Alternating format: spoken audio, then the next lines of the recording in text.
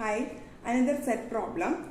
A set P has 10 elements and Q has 15 elements. If they have exactly 3 elements in common, then the number of elements in P or in Q or in both is equal to what? So, number of P, we will see this set. So, P in the group is Q is this, and common P, Q, Q common number P intersection Q denote. This question is P lo, Q lo, that's രണ്ടിലുമോ എല്ലാത്തിലും common ആയിട്ടുള്ളത് അതെങ്ങനെയാണ് full എടുക്കണം P ലുള്ളതും എടുക്കാം Q ലുള്ളതും എടുക്കാം രണ്ടിലും കൂടി common ആയിട്ടുള്ളതിനെ തഴയേണ്ട കാര്യമില്ല അതാണ് നമ്മളുടെ P union Q. So what is the formula?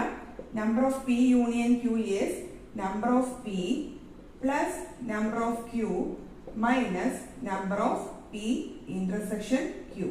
ഇതെല്ലാം തന്നിട്ടുണ്ട്. Number of P is 10, number of Q is 15. We are minusing number of P intersection Q, that is 3. ഇത് എന്തുകൊണ്ടാണ് മൈനസ് ചെയ്യുന്നത്? ഇതൊരു കോമൺ എൻട്രി ആണ് അല്ലേ?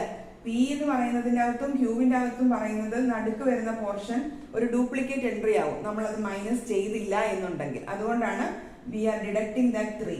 Okay, so total 25 minus 3, which is 22, is the right answer for this question. Thank you.